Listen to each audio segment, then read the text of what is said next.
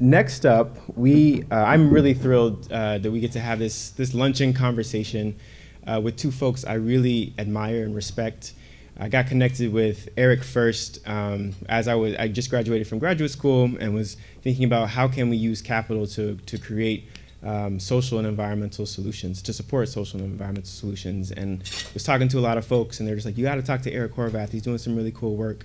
And I've gotten to connect with him and get to know him over the past couple of years, and I've just been really honored just to consider him a friend and someone who's in this work. He's working at Common Future, which he'll, I'm sure, share more about, and have also just gotten to, from afar, see and get to know Vanessa Roanhorse too. She runs a company called Roanhorse Consulting, which of course she'll share more about, but they just have really embodied what it means to be in relationship, what it means to be in deep partnership, and use that trust as a way to drive some of these big questions around the role of finance and capital. So without further ado, I will invite them to the stage. Vanessa and Eric, please come on. There's stairs over here. Sorry, it's a little awkward. Sorry, Vanessa. All right, it's on? All right. Sorry, I'm a teacher, and I'm a recovering camp counselor over the summer. So for anyone that's been on stage or talked in front of people, you know that there aren't microphones out at camp. So I have a loud voice, and I just need to make sure that this is on before we hop on. So we're really excited to be here. Oh, and good, we got this behind us. So I have my notes here. We only have about 30 minutes, but really excited to be here. First, we're going to kind of introduce ourselves and what we do pretty quickly. We want to kind of share what we mean by right relationship. Vanessa and I are very close as friends, as work partners, and then we've put some deals together too. So we really want to take you through one of the deals that we think have been pretty successful around impact capital. And then hopefully, when we wrap up, we'll leave with a bit of a call to action. So Vanessa, do you want to give you a short intro and I'll follow up? Thanks, Eric. Hi, everybody. My name is Vanessa Roanhorse. I am a Diné citizen of the Navajo Nation. I live in Albuquerque, New Mexico on Tiwa lands.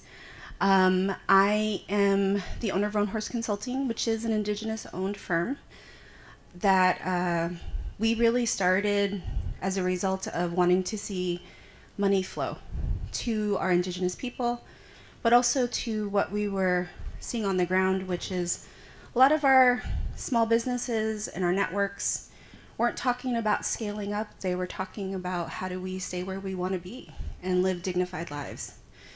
So we started the company back in 2016.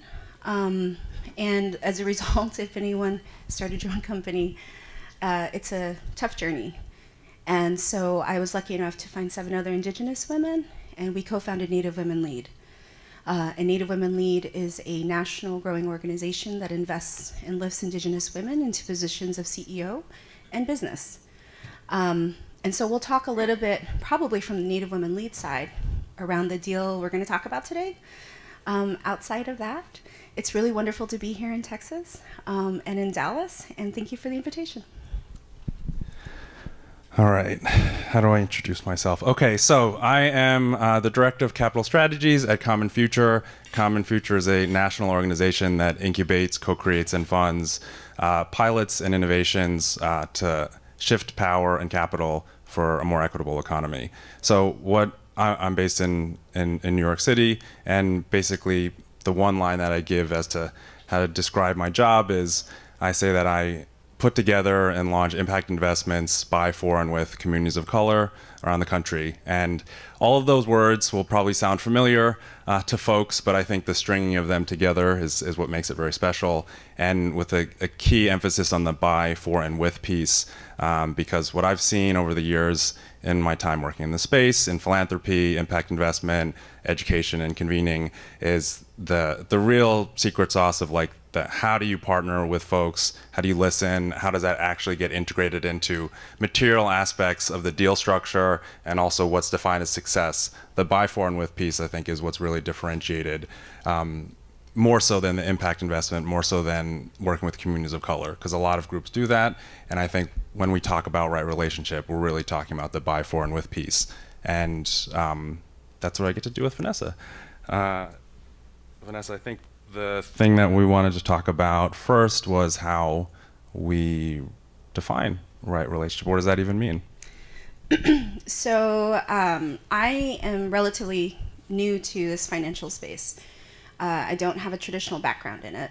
And so for me, right relationship started with who's willing to listen to all my questions, who can help me understand what impact investing is, and also where are the people who are open to curiosity and willingness to experiment.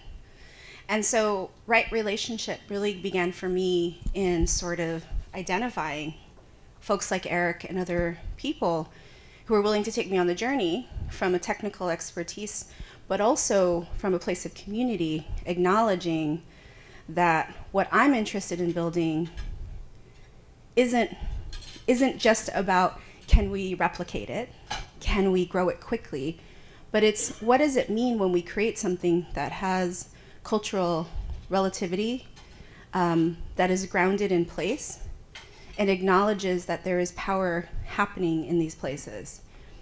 And I think a lot about right relationship as a Navajo person, because right relationship is about understanding what power I have when I come to a table, what power you have coming to a table, and how are we seeking to create a new relationship around these dynamics that doesn't continue to purport or support the dynamics that got us to this place, the dynamics that got us to a place where, you know, as a first people of this land, we are struggling to develop basic infrastructure on our tribal nations. How did we lose right relationship to the place around us? And so I think it goes in many places, and it kind of comes from, for me, right relationship, which is, are we down to do this together? Do you acknowledge and validate my truths are true? And can we start from that place? Equally, bringing our gifts and acknowledging the power that we have. And I think once we can do that in right relationship, anything is really possible.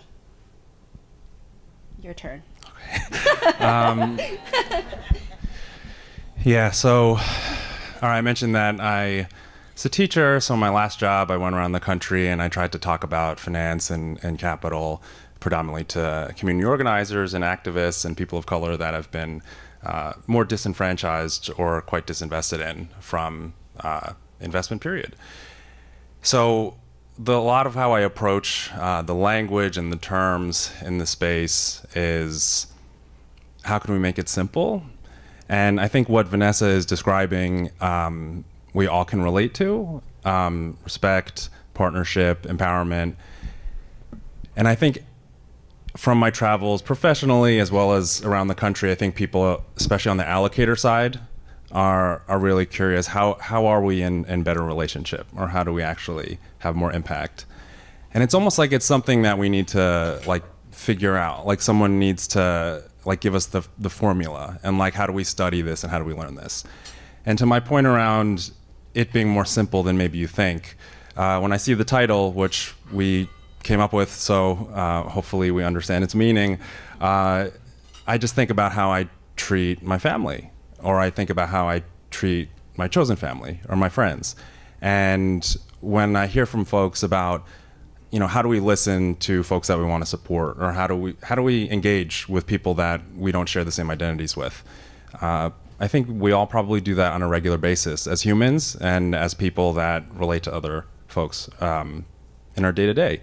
So when I think about like what this means, it's me not taking it, you know, learning a new skill set, changing the way that I operate, you know, when I walk out of this room, and the people that I meet on the street, the people that I spend my holidays with, but really just using that same approach in business and using it around impact investment. And I think one thing that gets really difficult from my experience and conversations, to be honest, on the side with people, and not so much on stage, because I think I've heard folks are very concerned of not knowing the answers, especially the folks that I work with that are more from community, that are not used to being resourced, that are not in the investment committee meetings. I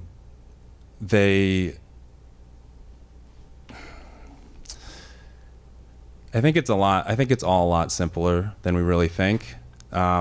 But what happens when you're in the kind of capital investment and intermediation space, there's a lot of connotations and there's a lot of intimidation around it.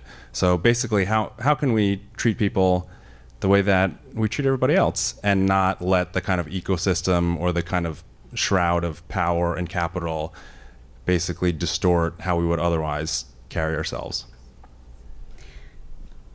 Just really to add to that, because like I think the opportunity is that there's tools that exist, there's research that's out there, that's data that's been done. And oftentimes I think the disconnect that happens that you're talking about, Eric, is that we get stuck in the language and we get stuck in what we think is the outcome. Versus when we sit equally at a table around a conversation, around a challenge, the reality is like we're building stuff we're not sure where it's going to go. Because we're building a new concept, a new project, and if we're talking about communities that haven't been resourced, first of all, we often are coming at it from a place of, well, what do we have for this calendar year to give? Versus what does the community actually need to get to where they're trying to go? And I think that's the fundamental difference of the conversation that has to get started. And it is simple. It's actually a simple question, which is, what do you need and where are you going? Before it's, here's what we have. How can you fit it into this? Yeah, and before we go into the project that we've worked on together that we're excited to kind of break down and tell you how we try to operationalize the things that we're talking about, because I know sometimes it can be a bit heady, and it's like, what does it actually look like in practice, when you're negotiating things or when things get tough. To your point around, I'm constantly thinking, and I kind of sit on capital provider and capital seeker and intermediary roles. So I think it's so useful to get a sense of what it's like to be in all of those seats, because it feels very different. And I am primarily focused on how do we empower and resource the capital seekers, so the communities, the folks that are looking to do impact on the ground. And when I have the capital provider hat on, which I'm assuming based on the sponsors and based on the attendee list, a lot of you will have that hat, immediately thinking about how are they entering the meeting? Like, how are they perceiving the power dynamics in this meeting? What do they know? What do they not know? How can I prioritize and really center their experience and make sure that they feel like they are really basically center stage? I've just been in so many conversations where people on the capital seeker side who do not come from investment, do not come from finance, people that didn't even know that grants were like a thing because they only fundraise through like donations and bake sales in their community, all of that superstructure that holds capital. I'm constantly thinking about how the people we're supposed to be supporting, how are they coming into that space, and how can we make sure that they feel like, they're centered and they're important. So, Vanessa, now we're going to talk about one of the several things that we've collaborated on, the character-based lending fund that we did. And as a disclaimer, I do want you to say that your piece that you set out there about why it's important, but why we're all kind of building on what has happened already. So character-based lending, relationship-based lending, first of all, I just needed to say, this isn't a new instrument. This has been around for decades, if not, probably since the early 70s, and has been designed and implemented in what we would consider developing world conditions. Here in the United States, we've not really activated what character-based lending could be. And if you're unfamiliar, and Eric can go into it, but character-based lending is not using the traditional 5 C's of credit. And if anyone works with entrepreneurs and social enterprises or has worked in the lending space, we know that 83% of all entrepreneurs are unable to access formal financing. We know the statistics on where friends and family rounds are at. And we also know how prohibitive our lending system is. to communities of color, tribal, and rural places. Some of it geographically, structurally, and mostly just because of all the isms. And so character-based lending, which really got its mark in India, microfinance, is an example. Now, there's a lot of things around it that we can learn a lot from, but it's not something we've done well or thought about here in the United States because we have to keep creating the alternative to the alternative because something's not working. So the fund we're going to talk about is really coming off of the decades of learning and exploration, but also the acknowledgement that just because we live in the United States doesn't mean we don't have existing first world conditions. As an indigenous person from a reservation, we saw that through the pandemic. So I just kind of want to open our minds that like there are tools that are out there that are being designed and implemented, and we're using stuff that already exists. And I think that's an important part of this, is that everything doesn't have to be new. Not that we don't need new, but that we can still build with some tools we have today. So we're going to talk about like maybe the 5 or 6 stages from, well, pre-development all the way until, successes around deployment and how the fund is behaving. But just some of the kind of details. It's $800,000. We had 3 entrepreneur support organizations in Cincinnati, Minnesota, and in the Southwest with Vanessa. The entrepreneur or ESO organizations are run by Black and Native directors and leaders who serve predominantly Black and Native businesses. So already when we talk about right relationship and like centering those from the community, we knew at the Common Future side that we wanted to go to folks that were deeply embedded, deeply respected in their community, had culturally competent relationships and TA or technical assistance to the businesses. And it's $800,000 divided by 3. The number, this gets into the details, but the reason why it's 800 is because I just asked them. Like some of the stuff that we're going to share as to how we put it all together is sadly going to seem very simple. But I was like, let's do $1 million because it sounds nice. And then what I actually needed to do was I asked the partners that we had identified that we believe in you and we want to work with you. We said, how much money can you deploy in a reasonable amount of time? And that's where we got to 800. And then I had to kind of say, okay, we're not going to have the nice round number, but at the end of the day, the point is really to meet their needs as opposed to what I might have thought was the right amount. So it was 800. We closed on that last year, and then we're going to kind of talk about the things that led us to get to that, and then I'm excited for Vanessa to share like how they approached their specific deployment for Native women businesses in the Southwest. So Vanessa, the first one is back when we met, which actually kind of didn't have to do with this at all, but when did we meet, and what was that like? And why is that related to, the title of the session? So Eric and I met at a Bali event, and if you know what Bali is, it's now Common Future, which is where Eric works at. Eric wasn't with Bali at the time or Common Future, but we met at this conference. It was called Shift Capital. And for me, it was my first entree really into this like impact investing space, to funders and other folks building stuff. And we started talking because we were just, at nearby tables. And I think immediately we recognized the kinship with each other. And as a result of that, we continue to just be in conversation. What are you guys working on? You were at Transform Finance at the time. And we were trying to figure out, well, how do we get more of these conversations into New Mexico, into Albuquerque?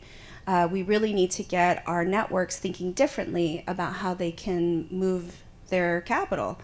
And so we had many conversations, and I would say it's such a strange place to maybe start, but I really think a lot about what it means to be in right relationship, which is it starts in places you don't expect it.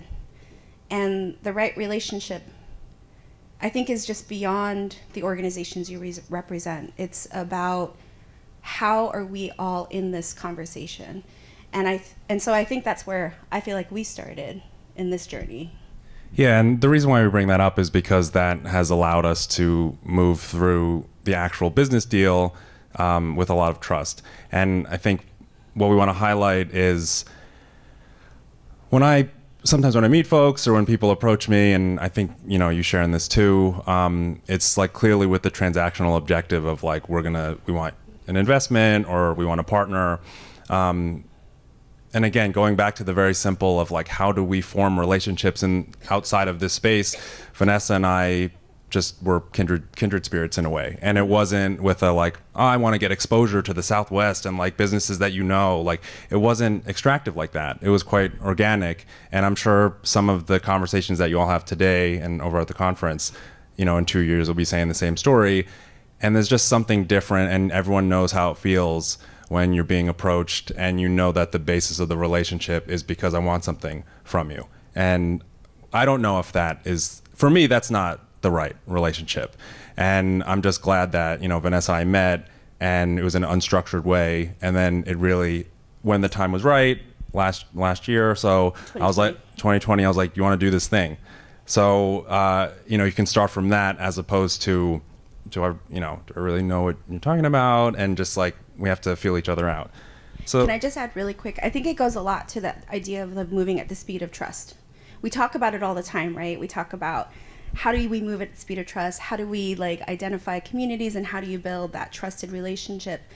I think it's such a human experience that how you move at the speed of trust is really about the trust that you're putting into that relationship and the willingness to believe them. So Donovan gave me the thing, so we don't have that much time, so I gotta speed us through Oh my this. God. All right, so put that timer away. All right. Thanks, Donovan. So there's like 3 things I think I want to touch on. It's like how the idea and the partnership started or came together, how we designed the structure of the loans, as well as the fundraising process for it. And then the last one I would say is how they approached deployment and like how we've done some of the evaluation. So just the first one I think we wanted to talk about was how the idea, why even messaged her in the first place. So you had the relationship, and then I'm constantly listening, not just when something happens in the news. I'm constantly listening to what folks that are most directly impacted by the issues that we care about, what are they talking about and what are they trying to do. And I saw a lot of folks talking about progressive lending, not using collateral, not using credit checks. And then I did some market research, and I called 5 or 6 institutions that said they were doing character-based lending. It was probably like, I don't know, it's like $13 million in loans across a couple hundred loans over a couple of years, and they were all performing pretty well. And then I noticed there were a couple areas where the interest rate was still pretty high. The underwriting criteria was it was more about the negatives of like not credit checks, not collateral. And then the third one, which really will play into Vanessa's work, is the referral process, or where they were sourcing from. It didn't seem that unique. So we wanted to solve for price criteria, as well as sourcing. So constantly listening, constantly learning, did some market research. And then I said, hey, I think this could be something that we can push the envelope on. And then I brought her up to you, and what was that like? How did I approach you with, how did that even happen? It was a text message. Hey, you down for some character-based lending 2.0? And I was like, okay. The answer was yes. And the reason for that is the work at Native Women Lead, we'd already done 2 funds in microfinance. So we'd already set our stage, but our network needed more than $10,000, which is what we were being able to offer. And the opportunity when Eric said 2.0, I was like, can we increase the size? We want $10,000 to $50,000. We want to actually get more money out the door. And the quick response was like, yeah, let's figure it out. Yeah, and I think, so hopefully what tracks with that is that it wasn't, I came up with some idea and then I said, you have to do this. Because we had the established relationship before, I kind of tested the waters, and she was able to fully opt in herself. And all the partners did opt in. And again, I think that's because of the relationship piece. But it's so important because I've also been on the allocator side, where you can tell when you bring up an idea and there's money to be had. And we've probably all been on that side where you kind of chase it and you're like, that's a great idea. I was totally going to do that. And then you realize that was not really what you wanted to do. So I'm so conscious about when you do have capital to provide, how you present that as an idea and how you make sure that they're fully bought in as well. Versus like building it and then hoping they come. Like if you build it with them, they're already there. So that goes to the piece around, what I said, what we wanted to solve for, and like the terms, the target businesses, all of it. How did that come about? We already knew what we needed. We already knew what we wanted. And when Common Future said, well, we're thinking about this, we said, no, this is the interest rate we need. This is how long we need it. And we need them to be deferred for this many days. And they said, okay. Again, so like what I said, it's very simple, but there is this like fundamental shift, I think, of mentality and how a capital provider shows up and empowering the folks that we truly believe know much more than we do. And we actually asked for a loan loss. That was an additional cost. And you were like, oh, yeah, let's do that. I mean, it was just literally we gave them the menu, then you went into the workshop. You're wrapping me up? All right. Can we do like one more thing? We didn't get to all of our stuff. Damn, we didn't even get to all that stuff. I know. So that's on me. But I think I wanted to. What do we want to talk about? Do you want to talk about the? I think the third-party capital thing is really interesting. Yeah. If you want to bring that up. No, go for it. You wrap us up. All right. So fundraising's tough. Fundraising's tough out there, especially if you're a first-time fund manager, or if you don't have those connections. And what did we say? I think we were saying how out over there, we were saying that I took the meetings because you entrusted me to represent you well. Yeah. So the last thing we'll say is, like, one of the things that was really interesting is normally when you go into these conversations, there's always a firewall between you as the community member, the practitioner on the ground, and the investor and the funder. Usually when you walk into those spaces, it's because of power dynamics and you're not allowed to build those relationships and you feel like someone's gatekeeping. Because we basically said, this is what we need, this is how much we need, and this is how we want to deploy it, and because of the relationship, we were fine to support Common Future and Eric and his team to go and do the battle, to go and sit with the financial folks, to go and work through the term sheets, to do all of the process.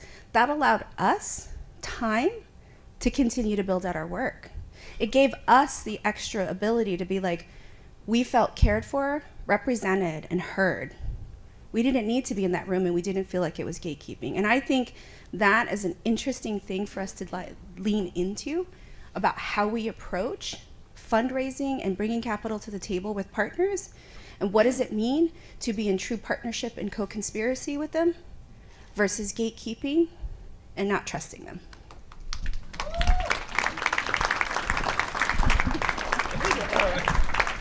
Thanks, Donovan.